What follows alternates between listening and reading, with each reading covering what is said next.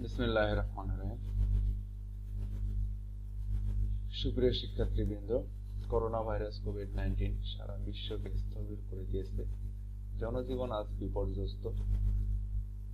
সারা বিশ্বের মতো বাংলাদেশের শিক্ষা প্রতিষ্ঠান পিছিয়ে রয়েছে করোনা ভাইরাসের কারণে।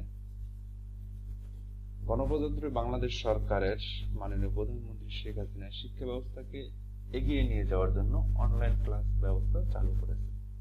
প্রত্যেকটা শিক্ষা প্রতিষ্ঠান অনলাইন ক্লাসের মাধ্যমে তাদের শিক্ষা কার্যক্রম চালু করে। এরই ধারাবাহিকতায় বাংলাদেশ হোমিওপ্যাথিক বোর্ডের নির্দেশ মোতাবেক কলার হোমিওপ্যাথিক মেডিকেল কলেজ ও হাসপাতালে কর্তৃক আয়োজিত অনলাইন ক্লাসে আপনাদেরকে স্বাগত।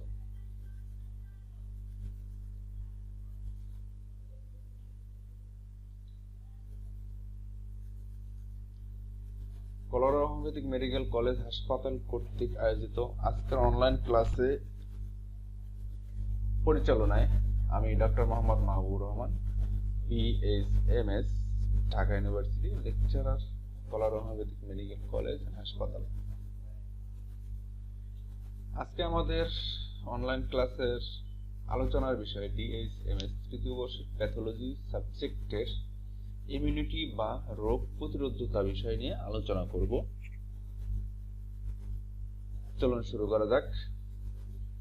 এখানে আমরা যে জিনিসগুলো জানবো বা শিখবো আজকে, সেটা ইমিউনিটির সংজ্ঞা বা ইমিউনিটি কি, ইমিউনিটির প্রকারভেদ, ইমিউনিটিতে অংশগ্রহণকারী কোষসমূহের নাম এবং এদের বৈশিষ্ট্য, অ্যান্টিজেন, অ্যান্টিবডি, ইমিউনিটি কিভাবে কাজ করে এবং অ্যাক্টিভ ও প্যাসিভ ইমিউনিটির মধ্যে পার্থক্য। এছাড়া আদার্স আরো অনেক জিনিস আমাদের এই শিক্ষার ভিতরে চলে আসবে, লেসনের ভিতরে চলে আসবে। চলুন শুরু করা যাক। প্রথমে আসি ইমিউনিটি বা রোগ প্রতিরোধকতা। ইমিউনিটি শব্দটা একটা ল্যাটিন শব্দ ইমিউনিটাস থেকে উদ্ভাবিত হয়েছে। ইমিউনিটাস অর্থাৎ এটা কোনো ক্ষতিকর অণুজীবকে প্রতিরোধ করার জন্য একটা সিস্টেমের মাধ্যমে এরা এদেরকে প্রতিরোধ করে। ইমিউনিটি হলো ক্ষতিকারক অণুজীবকে প্রতিরোধ করার জন্য বহুবিধ জীবের সক্ষমতা। আবার এটা এভাবে বলা যায়, ইমিউনিটি হলো এমন একটা ক্ষমতা বা শারীরবৃত্তীয় ক্রিয়া যার মাধ্যমে দেহের বহিস্থ কোনো বস্তুকে নিশ্চিতকরণ, চিহ্নিতকরণ, নিষ্ক্রিয়করণ, ধ্বংস সাধন, বিতরণ ইত্যাদি সম্পন্ন করে। এটার নাম হচ্ছে ইমিউনিটি বা রোগ প্রতিরোধকতা।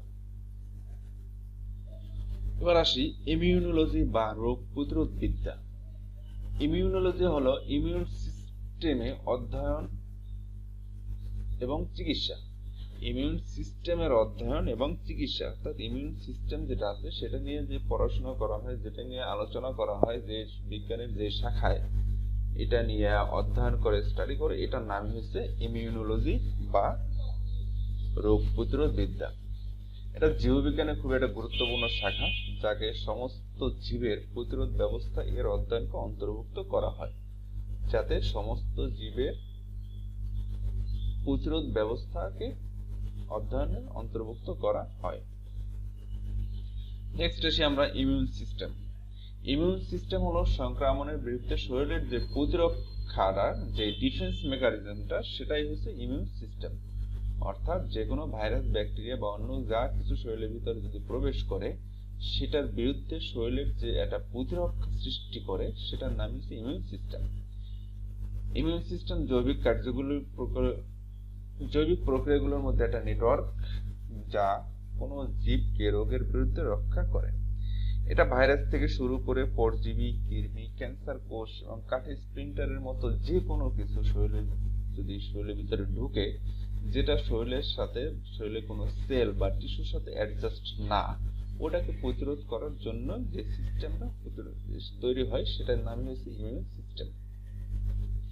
এখন আসি ইমিউনিটি প্রকারভেদ। সাধারণত দুই ধরনের ইমিউনিটি বা দুই ধরনের রোগ প্রতিরোধ ক্ষমতা বিদ্যমান। এটা হচ্ছে সহজাত প্রতিরোধ ক্ষমতা বা ইনেট ইমিউনিটি যেটাকে আমরা বলি, এবং অভিযোজিত প্রতিরোধ ক্ষমতা বা অ্যাডাপটিভ ইমিউনিটি যেটাকে আমরা বলি। এখন অভিযোজিত বা অ্যাডাপটিভ যে ইমিউনিটি আছে সেটাকে আবার দুই ভাগে ভাগ করা যায়। যেমন হচ্ছে ন্যাচারাল বা প্রাকৃতিক, আর হচ্ছে আর্টিফিশিয়াল বা কৃত্রিম। এই ন্যাচারাল, প্রাকৃতিক এবং আর্টিফিশিয়াল বা কৃত্রিম এই দুইটাকে আবার প্রত্যেকটাকে দুইটা করে ভাগে ভাগ করা যায়। একটা হচ্ছে অ্যাক্টিভ আর একটা হচ্ছে প্যাসিভ। এগুলো পরে আমরা আলোচনায় আসবো। সেখানে দেখাচ্ছে যে সাধারণত দুই ধরনের রোগ প্রতিরোধ ক্ষমতা বিদ্যমান। একটা হচ্ছে ইনেট বা সহজাত প্রতিরোধ ক্ষমতা, আর হচ্ছে অ্যাডাপটিভ বা অভিযোজিত প্রতিরোধ ক্ষমতা। অভিযোজিত প্রতিরোধ ক্ষমতা আবার দুই ধরনের আছে, যেমন এটা ন্যাচারাল, আর্টিফিশিয়াল। প্রত্যেককে আবার দুইটা ভাগে ভাগ। এখানে একটা চার্টের মাধ্যমে জিনিসটা খুবই সুন্দরভাবে বোঝানো হয়েছে। ইমিউনিটি, এটা হচ্ছে আমাদের ইমিউনিটি। এটা দুইটা ব্রাঞ্চ হয়েছে। ফার্স্ট অ্যাডাপটিভ ইমিউনিটি আর এটা হচ্ছে ইনেট ইমিউনিটি। দুইটাকে আবার দেখা যাচ্ছে যে অ্যাডাপটিভ ইমিউনিটি যেটা, সেটাকে দুইটা ভাগে ভাগ করছে, ন্যাচারাল এবং আর্টিফিশিয়াল। এই প্রত্যেকটাকে আবার দুইটা ভাগ, passive active, passive active.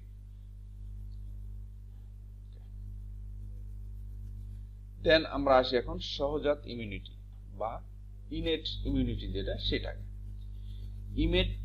Innate immunity এটা জন্মগতভাবেই এই ইমিউনিটি প্রাপ্ত হয়। এটা মানুষ জন্মগতভাবেই জন্ম হওয়ার সাথে সাথে মায়ের দিক থেকে নিয়ে আসে জিনিসটা। এগুলোকে নিম্ন ভাগের উপরে শ্রেণীবিভাগ করা যায়, যেমন জেনেটিক বা জিনগত যে জিনিসগুলো, যেমন শরীরের দেহের যে গঠন কাঠামো, এই জিনিসগুলা, এটার যে ইমিউনিটি, এটা নিয়ে আসে সহজাত ইমিউনিটি। এবার মেকানিক্যাল বা যান্ত্রিক কিছু ইমিউনিটি আছে, হিউমোরাল কিছু ইমিউনিটি আছে, যেমন কোনো ঘর্মগ্রন্থি, আমাদের যে ঘর্মগ্রন্থি আছে, সুইট গ্ল্যান্ড যেটা আছে, এটা থেকে যে অ্যান্টিব্যাকটেরিয়া বের হয়, এই জিনিসগুলো বাইরে যে কোনো অ্যান্টিব্যাকটেরিয়া যেগুলো আছে, ব্যাকটেরিয়া যদি প্রবেশ করে সেগুলোর বিরুদ্ধে এটা ইমিউনিটি সৃষ্টি করে। একটা হচ্ছে সেলুলার হচ্ছে ডাব্লিউবিসি, আমাদের শরীরে যে রোগ প্রতিরোধ ক্ষমতার মেইন যে উৎস যেটা ডাব্লিউবিসি, এই ডাব্লিউবিসি এক ধরনের নিজস্ব প্রতিরোধ ক্ষমতা তৈরি করে। অভিযোজিত বা অ্যাডাপটিভ, অভিযোজিত ইমিউনিটি, অ্যাডাপটিভ মানে অ্যাডাপশন করা যে জিনিসটা, সেটা অর্থাৎ কোনো কিছু অর্জন করা, কোনো কিছু কারো কাছ থেকে কোনো কিছু নিয়ে আসা বা অর্জন করা, সেটা হচ্ছে অ্যাডাপটিভ বা অভিযোজিত ইমিউনিটি। মানুষ জন্মগতভাবেই এই ইমিউনিটি প্রাপ্ত হয় না। দেহে কোনো অ্যান্টিবজেন প্রবেশ করলে এই ইমিউনিটির জন্ম হয়। অর্থাৎ অ্যাডাপটিভ ইমিউনিটি জিনিসটা দেখা যাচ্ছে যে এটা এমনি হয় না, এটা দেখা যাচ্ছে কোনো পরিস্থিতির শিকার যখন হয় তখনই এই ইমিউনিটিটা কাজ করে। অর্থাৎ মানুষ এই ইমিউনিটি প্রাপ্ত হয়। যেমন দেখা যাচ্ছে কোনো ব্যাকটেরিয়া, ভাইরাস ইনফেকশনের কারণে বা শরীরের ভিতরে যদি কোনো জার্ম ঢুকে যায়, এই ঢোকার সাথে সাথে যে ইমিউনিটির সৃষ্টি হয়, এটা হচ্ছে অ্যাডাপটিভ ইমিউনিটি বা অভিযোজিত ইমিউনিটি। এবার আসি আমরা অ্যাক্টিভ ইমিউনিটি। অ্যাক্টিভ ইমিউনিটি আমাদের নিজস্ব প্রতিরোধ ব্যবস্থা তৈরি করে যখন আমরা কোনো সম্ভাব্য রোগ সৃষ্টিকারী এজেন্টের সংস্পর্শে আছি বা থাকি। অ্যাক্টিভ ইমিউনিটি যেটা, এটা হলো যে অ্যাক্টিভ সাথে সাথে শুরু হয়, যেটা অ্যাক্টিভ ইমিউনিটি আমাদের নিজস্ব রোগ প্রতিরোধ ব্যবস্থা তৈরি করে। অর্থাৎ যখন কোনো আমরা ব্যাকটেরিয়া বা ভাইরাস বা এই ধরনের কোনো রোগ সৃষ্টিকারী এজেন্টের সাথে সংস্পর্শে থাকি বা আসি, তখন এই জিনিসটা ইমিউনিটি তৈরি করে, এটাকে না অ্যাক্টিভ ইমিউনিটি। যেমন আমরা যে বায়ুতে নিঃশ্বাস নেই, শ্বাস প্রশ্বাস নেই, আমরা যা কিছু ধরি বা যা কিছু স্পর্শ করি, এই জিনিসগুলো দেখা যাচ্ছে কোনো না কোনো কারণে ভাইরাস ব্যাকটেরিয়া তো লেগেই থাকে। তো জাস্ট এটার বিরুদ্ধে আমাদের শরীরের যে প্রোটেকশন ক্ষমতাটা, সেটা হচ্ছে অ্যাক্টিভ ইমিউনিটি। এবার আসি প্যাসিভ ইমিউনিটি।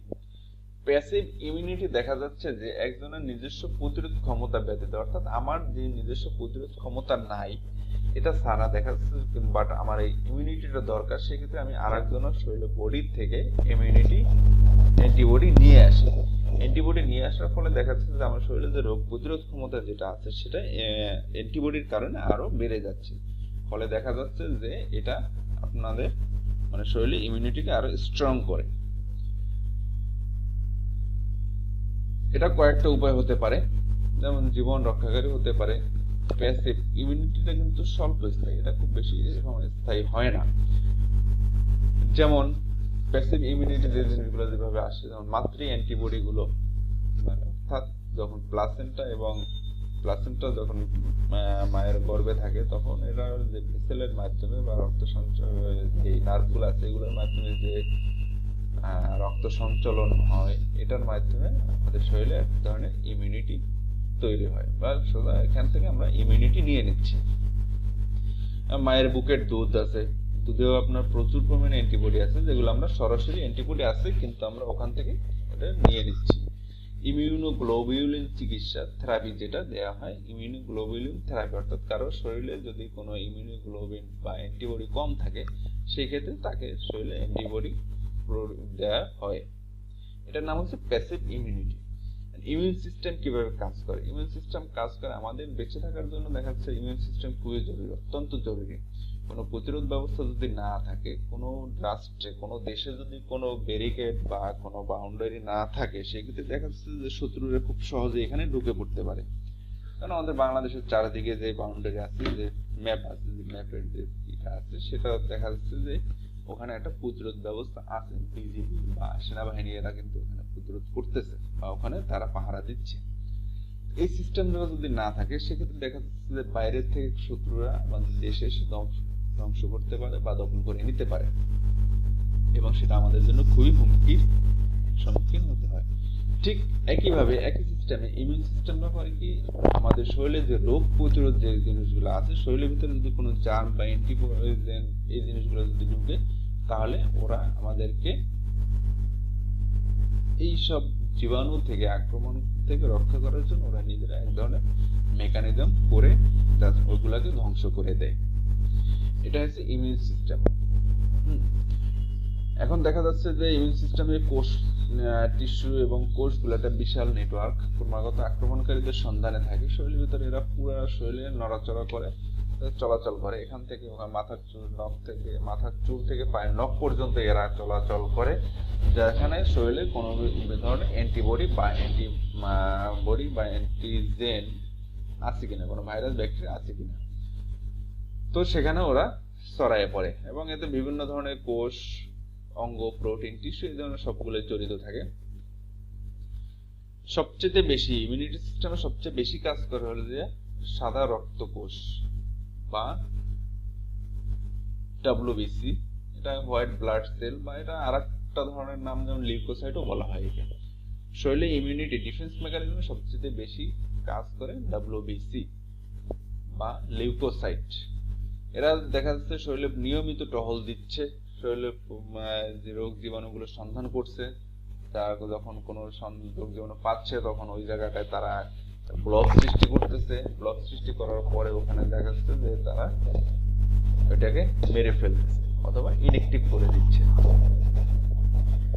শরীরের শ্বেত রক্তকণিকা বা WBC শরীরে বিভিন্ন স্থানে জমা থাকে, যা লিম্ফয়েড অঙ্গ হিসেবে উল্লেখ করা হয়। এরা বিভিন্ন স্থানে জমা থাকে, যেমন থাইমাস, প্লিহা, তারপর হাড়ের মজ্জা, বোন ম্যারো, লিম্ফ নোড, এইসব জায়গাগুলোতে WBC থেকে যায় বা প্রডিউস হয়।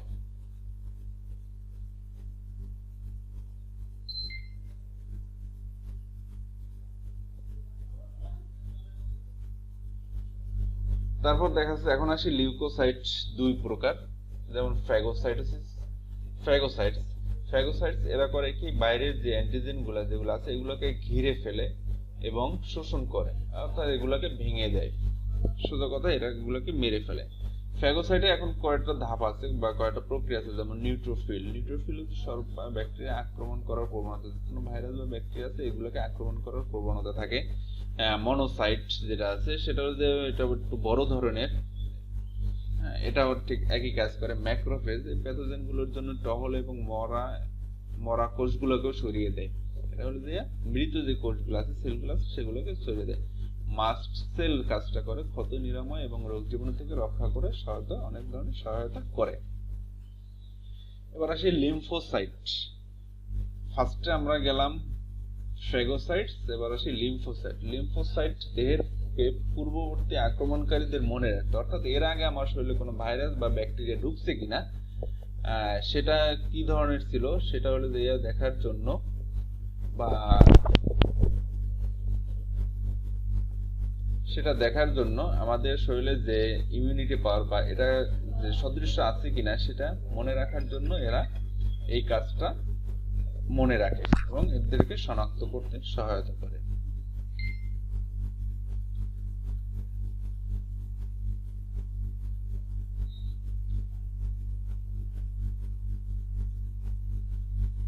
লিম্ফোসাইট দেখা যাচ্ছে এরা বোন ম্যারোতে সৃষ্টি হয়, বোন ম্যারোতে সৃষ্টি হয়। বোন ম্যারোতে সৃষ্টি হওয়ার পর বোন ম্যারো ওখানে থেকে যায়, থেকেই বি লিম্ফোসাইটে পরিণত হয়, অর্থাৎ বি লিম্ফোসাইটে পরিণত হয় এটা। অথবা দেখা যাচ্ছে ওখানে যদি না থাকে তাহলে দেখা যাচ্ছে যে ওরা যে এখানে না থেকে থাইমাসের দিকে যায় এবং টি লিম্ফোসাইটে পরিণত হয়। থাইমাসে গিয়ে সেটা টি লিম্ফোসাইট বা টি কোষে পরিণত হয়। বি লিম্ফোসাইট অ্যান্টিবডি তৈরি করে এবং টি লিম্ফোসাইটকে সতর্ক, অর্থাৎ বি লিম্ফোসাইট যেটা হয়েছে সেটা হলো যে অ্যান্টিবডি তৈরি করে, কোনো জার্ম বা শরীরের ভিতরে ঢুকছে এটার জন্য অ্যান্টিবডি তৈরি করে এবং টি লিম্ফোসাইটের কাছে একটা সংকেত পাঠায়। টি লিম্ফোসাইট করে কি, এই বি লিম্ফোসাইটের যে সংকেতটা পাঠাইছে ওই অনুযায়ী ওখানে এসে ওই যে ভাইরাস বা ব্যাকটেরিয়াটা ঢুকছে, যে প্যাথোজেনটা ওখানে ঢুকছে ওর ব্লক করে দিছে, সেটাকে ওরা মেরে ফেলে। এখন আসি প্রতিরোধ ক্ষমতা কিভাবে কাজ করে। যখন কোনো বিদেশি পদার্থ, যেমন এটাকে অ্যান্টিজেন বলে, এগুলো যখন শরীরের ভিতরে ঢুকে, শরীরের ভিতরে যখন এটা প্রবেশ করে, তখন এইগুলাকে শনাক্ত করা এবং সেগুলো থেকে মুক্তি পাওয়ার জন্য কাজ করে আমাদের ইমিউন সিস্টেম। যেমন কাজগুলো হচ্ছে বি লিম্ফোসাইট গুলো অ্যান্টিবডি তৈরি করে। বি লিম্ফোসাইট, এটাকে আরেকটা নামও বলা হয় ইমিউনোগ্লোবিউলিন। ইমিউনোগ্লোবিউলিন হচ্ছে একটা প্রোটিন। এই প্রোটিনগুলো একটা নির্দিষ্ট অ্যান্টিজেন গুলোকে লক করতে সহায়তা করে। অর্থাৎ দেখা যাচ্ছে যে শরীরের ভিতরে কোনো জার্ম বা কোনো ভাইরাস, ব্যাকটেরিয়া, প্যাথোজেন ঢুকলে সেটাকে বি লিম্ফোসাইট গুলো একটা রাউন্ড আকারে, দেখা যাচ্ছে যে রাউন্ড আকারে একটা প্রোটিনের বলয় তৈরি করে, প্রোটিনের বলয় তৈরি করে বা রাউন্ড আকারে একটা বলয় তৈরি করে, গোল জিনিস তৈরি করে, অর্থাৎ এটার ভিতরে ব্লক করে দেয়।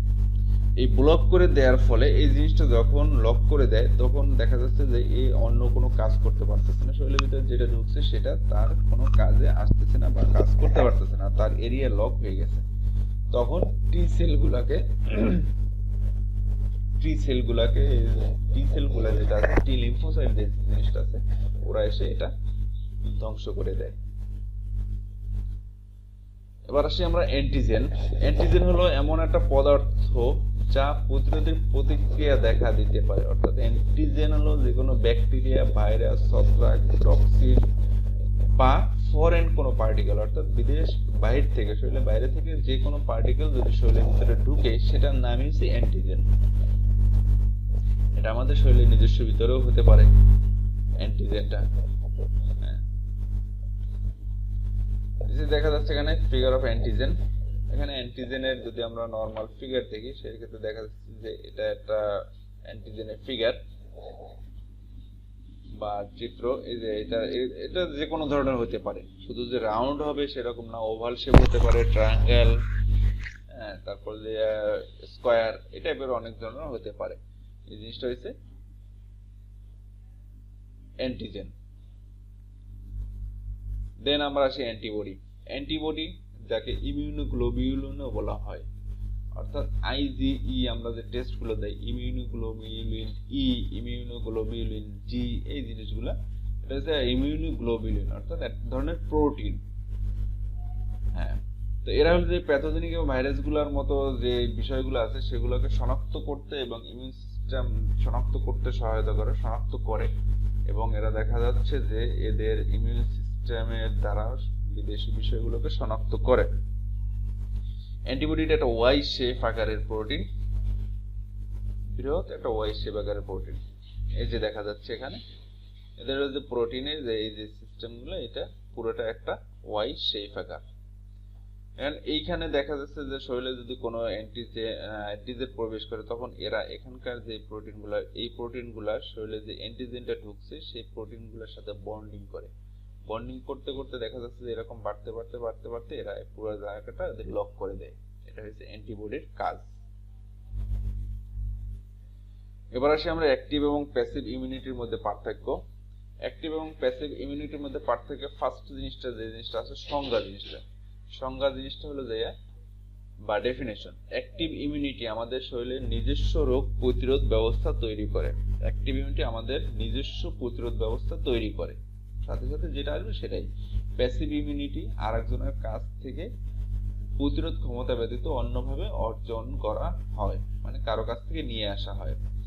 এবার আসি আমরা উৎপত্তি। অ্যান্টিজেনের উৎপত্তি এটা যেটা হয় সেটা হলো যে শরীরের ভিতরে যদি অ্যান্টিজেন প্রবেশ করে, অ্যাক্টিভ ইমিউনিটির ক্ষেত্রে শরীরে অ্যান্টিজেন প্রবেশ করলে দেন ইমিউনিটি কাজ শুরু করে। আর প্যাসিভ ইমিউনিটি হলো যে দেহে যদি কোনো অ্যান্টিবডি প্রবেশ করে অর্থাৎ বাইরে থেকে যেহেতু নিয়ে আসা হয়। সৃষ্ট অ্যান্টিবডির উৎস এটা হচ্ছে আভ্যন্তরীণ, এটা হচ্ছে বাহ্যিক। উপাদান এগুলো সেলগুলো, যে সেলগুলো আছে অ্যাক্টিভ ইমিউনিটি যেহেতু কোনো সেলগুলো যেরকম টি সেলের ভিতরে আছে আপনার সাইটোটক্সিক টি সেল, সহায়ক টি সেল, মেমোরি টি সেল ইত্যাদি। বি সেল যেগুলো আছে সেগুলো হচ্ছে মেমোরি বি সেল, প্লাজমা কোষ ইত্যাদি এই ধরনের। আরো তারপর অ্যান্টিজেন উপস্থাপক কোষ আছে, ডেনড্রিটিক সেল আছে, ম্যাক্রোফেজ আছে। এই জিনিসগুলো সব অ্যাক্টিভ ইমিউনিটি সেলগুলো থাকে। আর প্যাসিভ ইমিউনিটি এ ধরনের কোনো সেল বা উপাদান থাকে না, কারণ এটা ফুল রেডি একটা জিনিস, সেটা নিয়ে আমার শরীরে প্রবেশ করানো হয়েছে, ঢুকানো হয়েছে। দেখা যাচ্ছে যে মেমোরি সেল গঠন, অ্যাক্টিভ ইমিউনিটি যেহেতু ক্ষেত্রে এটা হলো যে মেমোরি সেলটা অবশ্যই কাজ করে, কারণ ওটা তো আমার শরীরের ভিতরে প্রডিউস হচ্ছে, অতএব ও ওখান থেকে শুরু থেকে শেষ পর্যন্ত সব জিনিসগুলো মনে রাখতে পারে। বাট প্যাসিভ ইমিউনিটি এই কাজটা করে না, জিনিসটা থাকে না। স্থায়িত্বের দিক থেকে যদি আসি আমরা, তাহলে অ্যাক্টিভ ইমিউনিটি স্থায়িত্ব দীর্ঘকালীন হয়, বাট প্যাসিভ ইমিউনিটি হয় ক্ষণস্থায়ী। অর্থাৎ যখন যে জিনিসটা ইমিউনিটি শরীরের ভিতরে ঢুকানো হয়েছে, যে অ্যান্টিবডি ঢুকানো হয়েছে, ওটার কাজ তখনই শুরু হয়ে যায়। এক্সাম্পল হিসাবে যদি আমরা এখানে আসি, যেমন হাম বা ঠান্ডার মতো রোগ জীবাণু, যে কোনো সিজনাল যে ভাইরাস, এই জিনিসগুলো আছে, এটার বিরুদ্ধে আমাদের শরীরে যে মেকানিজমটা সৃষ্টি করে, ইমিউনিটিটা সৃষ্টি করে সেটা। আর প্যাসিভ ইমিউনিটি থেকে দেখা যাচ্ছে অন্য জীব থেকে যেহেতু নিয়ে আসে, এটা দেখা মায়ের কোলেস্ট্রামের মাধ্যমে, মায়ের ভ্রূণের কাছ থেকে যখন একটা বেবি তার অ্যান্টিবডি পায়, শরীরে রোগ প্রতিরোধ ক্ষমতা পায়, অথবা মায়ের বুকের দুধের মাধ্যমে নবজাতক বা ফিটাস যারা আছে তারা যে অ্যান্টিবডিটা পায়, সেটা হচ্ছে প্যাসিভ ইমিউনিটি এক্সাম্পল। এখন আসি আমরা কোভিড-19। সারা বিশ্বের যত ভাইরাস গুলো আছে এর ভিতরে কোভিড-19 বর্তমানে খুবই মারাত্মক আকারে ধারণ করেছে। কোভিড-19 একটা ভাইরাস, যে ভাইরাসটার কাজ হচ্ছে আমাদের শরীরে যে ইমিউনিটি পাওয়ার আছে সেই পাওয়ারটাকে ওরা ইনঅ্যাক্টিভ করে দেয়। ইমিউনিটি পাওয়ার যেটা আছে সেটাকে ওরা দুর্বল করে দেয়। অর্থাৎ এর যে নিউক্লিক গঠন অনুসারে যদি দেখা যাচ্ছে যে এর নিউক্লিয় ক্যাপসিড যেটা আছে, এটা একটা ইনভেলপ করা বা একটা আবরণ আছে, সংযুক্ত একটা আবরণ আছে। আর কোভিড-19 যে ভাইরাসটা আছে, সেই ভাইরাসটা যে এক ধরনের আরএনএ ভাইরাস, যে ভাইরাস আরএনএ ডিএনএ যে ক্লাসিফিকেশন যেটা, এটা আমাদের ফার্স্ট ইয়ার বা সেকেন্ড ইয়ারে পড়া। তো যাই হোক, আমরা তো ওর দিকে যাচ্ছি না। আরএনএ ভাইরাস অর্থাৎ রাইবো নিউক্লিক অ্যাসিড যে ভাইরাস যে টাইপটা আছে সেই টাইপটার ভিতরে পড়ে। এটা কিন্তু খুবই বৃহৎ একটা ভাইরাস। দেখা যাচ্ছে এটা প্রায় 30 কেবি দৈর্ঘ্য হতে পারে। আরএনএ এর মধ্যে সর্বাধিক পরিচিত একটা ভাইরাস। পায়ে যে ক্যাপসিড যেটা আছে সেটা যদি 5 ইঞ্চি বা এর চেয়ে বড় হতে পারে, এবং 3 ইঞ্চ বা পলিলেজ সহ গঠিত হয়। এটা 3 ইঞ্চি। যদি আমরা এটা ফিগারে যদি আসি, সেটা দেখা যাচ্ছে এই যে দেখেন, এই যে পুরো জিনিসটা, এটাকে এই জিনিসগুলোকে বলে স্পাইক গ্লাইকোপ্রোটিন। এগুলোর কাজ আমরা পরে আসতেছি। ভাইরাল ইনভেলপ অর্থাৎ এর শরীরের ভিতরে অন্য কোনো ধরনের পদার্থ বা এটা প্রবেশ করে একে ধ্বংস করতে পারবে না, এই টাইপের একটা তাদের ইনভেলপ করা আছে। হ্যাঁ, তারপর যে এই ধরনের আরো অনেক জিনিসগুলো আছে, যে জিনিসগুলো স্পাইক ইমিউনোগ্লোবিন যেটা, সেই জিনিসগুলা। এখন আসি আমরা ভাইরাসের প্যাথোলজিক্যাল এবং কোভিড-19 ভাইরাসের প্যাথোলজিক্যাল এবং ভাইব্রুলেন্স মেকানিজম যেটা আছে, সেটা হলো যে আমাদের শরীরের যে নিউরো এন্ডোক্রাইন স্পেসিফিক প্রোটিন যেটা আছে, অর্থাৎ আমরা যাকে এনএসপি বলি, এই প্রোটিনের যে গঠন আছে সেই গঠনের সাথে কোভিড-19 ভাইরাসের যে গঠনটা সেটা অনেকটা মিল আছে, মানে অনেক ধরনের লিঙ্ক আছে এদের সাথে। যেমন এক ধরনের একটা গবেষণায় দেখা গেছে যে হোস্টের যে ইমিউনিটি প্রক্রিয়াটাকে, দেখছে কোভিড-19 ভাইরাসের যে ভাইরাসটা যদি কারো শরীরে প্রবেশ করে তাহলে তার ভিতরে যে ইনেট ইমিউনিটি যেটা আছে, সহজাত ইমিউনিটি যেটা আছে, এটাকে ব্লক করতে সক্ষম।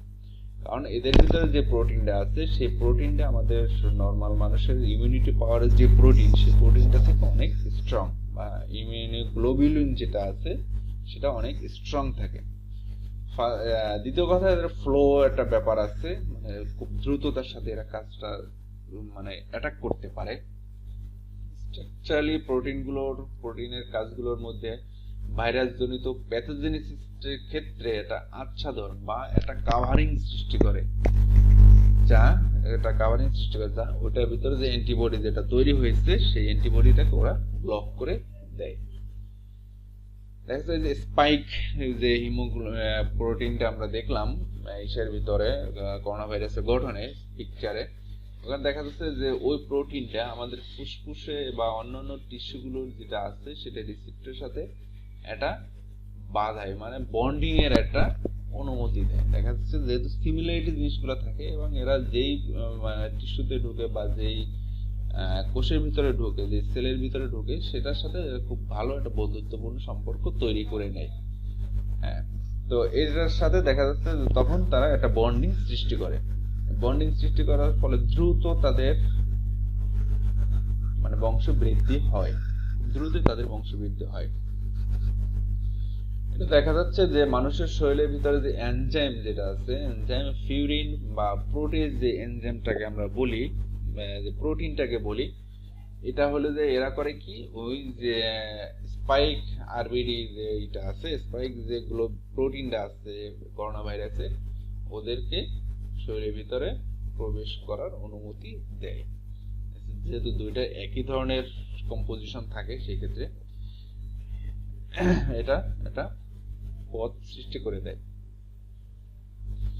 তো এখন দেখা যাচ্ছে যে যখন ওদের ওই সাথে বন্ডিংটা সৃষ্টি করে, আর সবচেয়ে বড় একটা জিনিস করোনা ভাইরাস যে কাঠামোগত আছে, সেই কাঠামোতে দেখা যাচ্ছে যে এরা শরীরের ভিতরে যে জিঙ্ক যে জিনিসটা আছে, জিঙ্কটাকে ওরা খুব ভালোভাবে চিনে নেয় এবং জিঙ্কের সাথে খুব দ্রুত তাড়াতাড়ি বন্ধুত্ব করে নিতে পারে। অর্থাৎ এর ভিতরে ঢুকে শরীরে ইমিউনিটিটা ধ্বংস করে দিতে পারে।